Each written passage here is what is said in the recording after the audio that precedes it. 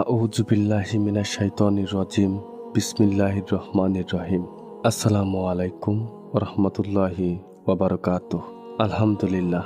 শুরু করছি মহান রব্বুল আলামিন আল্লাহর নামে, যিনি বিশ্বজগতের প্রভু, এবং সালাম জানাই আমাদের শেষ রাসূল হযরত মুহাম্মদ সাল্লাল্লাহু আলাইহি ওয়াসাল্লাম এর ওপর, যিনি সম্পূর্ণ মানব জাতির জন্য দিশারি। আমাদের আজকের আলোচনা ইমাম মাহদীর আগমন সম্পর্কে এবং ইমাম মাহদীর আত্মপ্রকাশের পূর্বে পৃথিবীতে যা ঘটবে সে সম্পর্কে। সহিহ হাদিসের বিবরণ থেকে অবগত হওয়া যায় যে আখেরি জামানায় ইমাম মাহদীর আত্মপ্রকাশ কিয়ামতের সর্বপ্রথম বড় আলামত। তিনি আগমন করে এই উম্মতের নেতৃত্বের দায়িত্বভার গ্রহণ করবেন, ইসলাম ধর্মকে সংস্কার করবেন এবং ইসলামী শরীয়তের মাধ্যমে বিচার ফয়সালা করবেন। পৃথিবী হতে জুলুম নির্যাতন দূর করে ন্যায় ইনসাফ দ্বারা তা ভরে দিবেন। উম্মতে মুহাম্মাদি তার আমলে বিরাট কল্যাণের ভিতর থাকবে। ইমাম ইবনে কাসির রাদিয়াল্লাহু আনহু বলেন, তখন ফল ফলাদিতে প্রচুর বরকত হবে, মানুষের সম্পদ বৃদ্ধি পাবে, ইসলাম বিজয়ী হবে, ইসলামের শত্রুরা পরাজিত হবে এবং সকল প্রকার কল্যাণ বিরাজ করবে। প্রথমে আমরা জানব ইমাম মাহদীর আত্মপ্রকাশের পূর্বে পৃথিবীতে কি কি ঘটবে এ সম্পর্কে।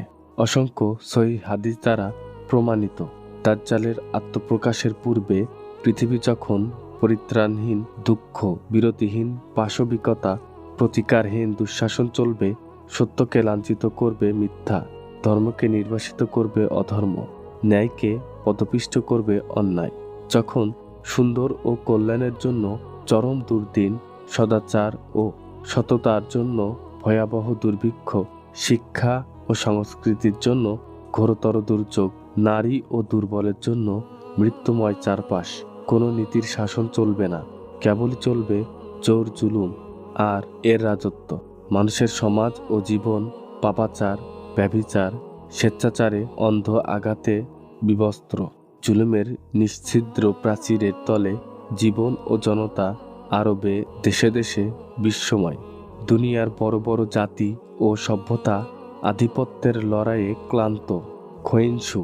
ঠিক তখনই স্বর্গের সুরভি নিয়ে, চিরসত্যের মহিমা নিয়ে, খোদাই প্রজ্ঞা ও পবিত্রতার জীবন্ত প্রতিফলন হয়ে পৃথিবীতে আগমন ঘটবে হযরত মুহাম্মদ সাল্লাল্লাহু আলাইহি ওয়াসাল্লামের দৌহিত্র হযরত হাসান রাদিয়াল্লাহু আনহু এর বংশের উজ্জ্বল নক্ষত্র খলিফাতুল মুসলিমিন মুহাম্মদ বিন আবদুল্লাহ ওরফে ইমাম মাহদী রাদিয়াল্লাহু আনহু। হযরত আলী রাদিয়াল্লাহু আনহু থেকে বর্ণিত, তিনি বলেন, ইমাম মাহদীর আগমনের পূর্বে পৃথিবীর 1/3 মানুষকে হত্যা করা হবে, আর 1/3 মানুষ মারা যাবে, আর 1/3 মানুষ অবশিষ্ট থাকবে। কিতাবুল ফিতান, নুআইম বিন হাম্মাদ 959। বর্তমান বিশ্ব পরিস্থিতি ও হযরত আলী রাদিয়াল্লাহু আনহু এর বক্তব্যের প্রতি লক্ষ্য করলে গুণীজনদের মনে হয় আগত পৃথিবী মারাত্মক ধরনের এক যুদ্ধের মুখোমুখি। মনে হচ্ছে পৃথিবীর পরমাণু হামলা মুখে, কারণ পরমাণু যুদ্ধ ছাড়া 1/3 মানুষ নিহত হওয়া এবং 1 মানুষ মারা যাওয়া সম্ভব নয়। এখন আমরা ইমাম মাহদীর পরিচয় সম্পর্কে জানব। তার নাম হবে আমাদের নবী সাল্লাল্লাহু আলাইহি ওয়াসাল্লামের নামের মতোই, এবং তার পিতামাতার নাম হবে আমাদের নবী সাল্লাল্লাহু আলাইহি ওয়াসাল্লামের পিতার নামের মতোই। তিনি হবেন হাসান বিন আলী রাদিয়াল্লাহু আনহু এর বংশ থেকে। ইবনে কাসির রাদিয়াল্লাহু আনহু বলেন, তিনি হলেন মুহাম্মদ বিন আবদুল্লাহ আল ফাতেমি আল হাসানি। তার আগমনের স্থান, তিনি পূর্বের কোনো একটি অঞ্চল থেকে প্রকাশিত হবেন, তবে পূর্ব দিক বলতে মদিনা মুনাওয়ারা হতে পূর্বের দিক বোঝানো হয়েছে। নবী সাল্লাল্লাহু আলাইহি ওয়াসাল্লাম বলেন, তোমাদের গুপ্তধনের নিকট 3 জন লোক ঝগড়া করবে, প্রত্যেকেই হবে খলিফার পুত্র, কেউ তা দখল করতে পারবে না।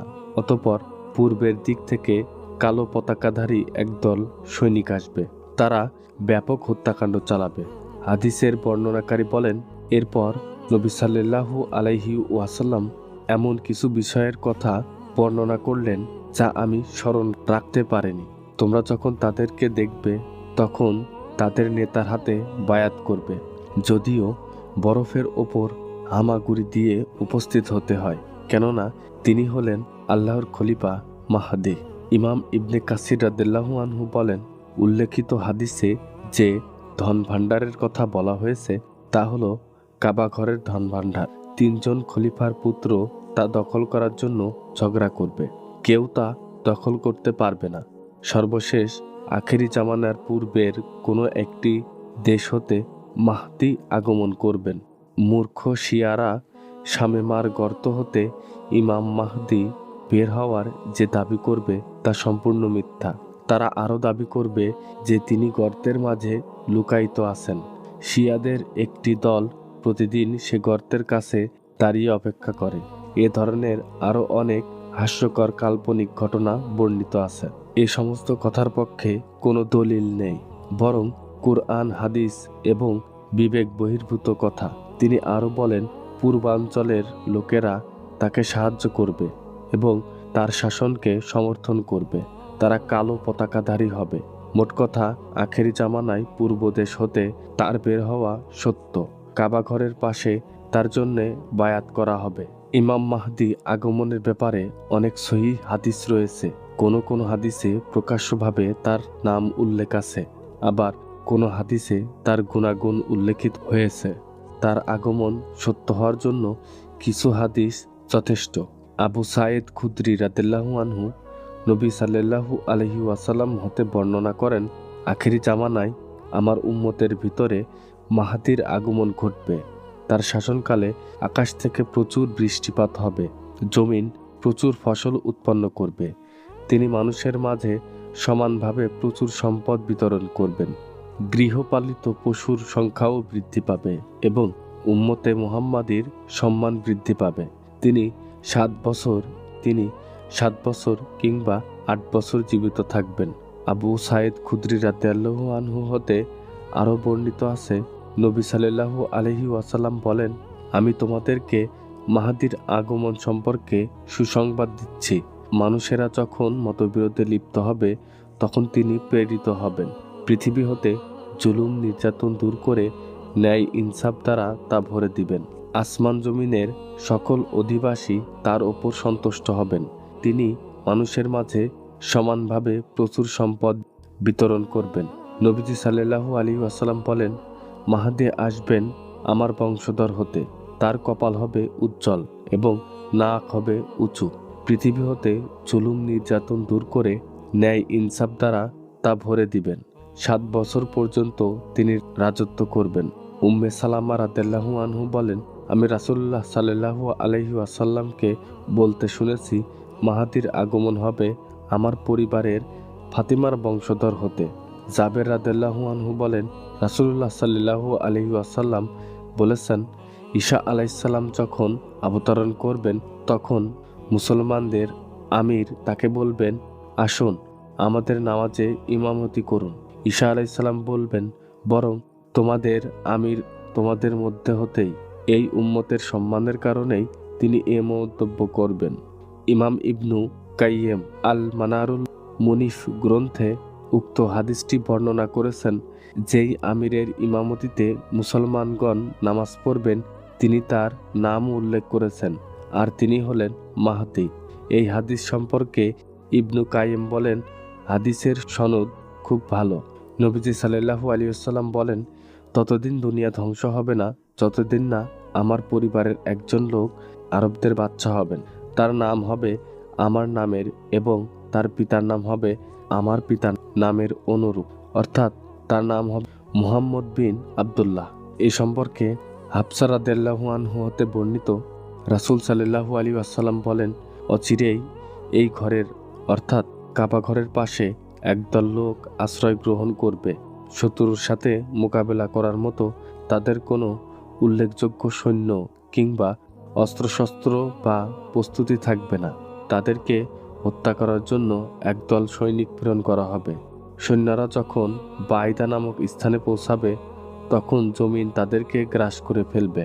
আয়েশা রাদিয়াল্লাহু আনহু বলেন, একদা রাসূল সাল্লাল্লাহু আলাইহি ওয়াসাল্লাম ঘুমের ঘোরে এলোমেলো কিছু কাজ করলেন। আয়েশা রাদিয়াল্লাহু আনহু বলেন, জাগ্রত হলে আমরা তাকে বললাম, ঘুমের মধ্যে আপনি আজ এমন কিছু কাজ করেছেন যা অতীতে কখনো করেননি। তিনি বললেন, আমার উম্মতের একদল লোক কাবার পাশে আশ্রয় গ্রহণকারী কুরাইশ বংশের একজন লোকের বিরুদ্ধে যুদ্ধ করার উদ্দেশ্যে রওনা হবে। তারা যখন বায়দা নামক স্থানে পৌঁছাবে তখন তাদেরকে নিয়ে জমিন ধসে যাবে। আমরা বললাম, হে আল্লাহর রাসূল, তখন তো রাস্তায় বিভিন্ন ধরনের লোক থাকবে। নবী সাল্লাল্লাহু আলাইহি ওয়াসাল্লাম বললেন, তাদের মধ্যে এমন লোক থাকবে যারা নিজেদেরকে গোমরা জেনেও বের হবে, কাউকে বল প্রয়োগ করে আনা হবে, এবং তাদের মধ্যে মুসাফিরও থাকবে। তারা সকলেই ধ্বংস হয়ে যাবে, তবে সকলকে আল্লাহ তাআলা নিয়তের উপর পুনরুত্থিত করবেন। তাদেরকে নিয়তের উপর পুনরুত্থিত করার অর্থ তাদের কেউ জান্নাতে যাবে, আবার কেউ জাহান্নামে প্রবেশ করবে। যারা নিজেদের ভ্রান্ত জেনেও উক্ত ইমামের বিরুদ্ধে যুদ্ধ করতে বের হবে তারা জাহান্নামী হবে, আর যাদেরকে বাধ্য করে আনা হবে তাদের কোনো অপরাধ হবে না। এমনিভাবে পথিক ও পার্শ্ববর্তী স্থানের লোকেরাও উক্ত ভূমিধস থেকে রেহাই পাবে না, কিন্তু সকল শ্রেণীর লোক নিজ নিজ আমল নিয়ে পুনরুত্থিত হবে। এই তিনটি হাদিস থেকে জানা গেল, যেই লোকটি কাবার প্রান্তে আশ্রয় গ্রহণ করবেন তিনি হবে কুরাইশ বংশের অন্তর্ভুক্ত। তিনি আল্লাহর সাহায্য প্রাপ্ত হবেন এবং তার শত্রুদেরকে ভূমিধসের মাধ্যমে ধ্বংস করবেন। উক্ত আলোচনা থেকে আমরা জানতে পারলাম, ইমাম মাহদী আগমনের বিশ্বাস স্থাপন করা অতীব জরুরি, কারণ তার আগমনের ব্যাপারে অনেক সহিহ হাদিস বর্ণিত হয়েছে। ঈসা ইবনে মরিয়ম আলাইহিসসালাম যখন আকাশ থেকে অবতরণ করবেন তখন ইমাম মাহদীর নেতৃত্বে মুসলমানগণ সসম্মান ও সুখ শান্তিতে বসবাস করতে থাকবেন। ইমাম মাহদী মুসলমানদেরকে নিয়ে নামাজের ইমামতি করার জন্য প্রস্তুতি নিতে থাকবেন। এমন সময় ঈসা ইবনে মারিয়াম আলাইহিসসালাম আকাশ থেকে আগমন করবেন। ইমাম মাহদী ঈসা আলাইহিসসালামকে দেখে বলবেন, সামনে অগ্রসর হন এবং ইমামতি করুন। হাদিসের ভাষ্য অনুযায়ী আরও জানা যায় যে ইমাম মাহদীর সময় মুসলমানদের ঈমান ও শক্তি ধ্বংস করার জন্য দাজ্জালের আগমন ঘটবে। দাজ্জালের মোকাবেলা করার জন্য আল্লাহ তাআলা ঈসা আলাইহিসসালামকে পাঠাবেন। ইমাম মাহদীও তার সাথে মিলিত হয়ে দাজ্জালের বিরুদ্ধে যুদ্ধে লিপ্ত হবে। যুদ্ধে লিপ্ত হয়ে তাকে এবং তার বাহিনীকে খতম করে মুসলমানদেরকে দাজ্জালের ফিতনা হতে মুক্ত করবেন। আল্লাহ আমাদের সকলকে দাজ্জালের ফিতনা হতে মুক্ত রাখুন, আমিন। ভিডিওটি যদি ভালো লেগে থাকে তাহলে অবশ্যই লাইক করবেন, কমেন্ট করবেন এবং সাবস্ক্রাইব করে আমাদের পাশেই থাকবেন। দেখা হবে আগামী পর্বে। সে পর্যন্ত সবাই ভালো থাকেন, সুস্থ থাকুন।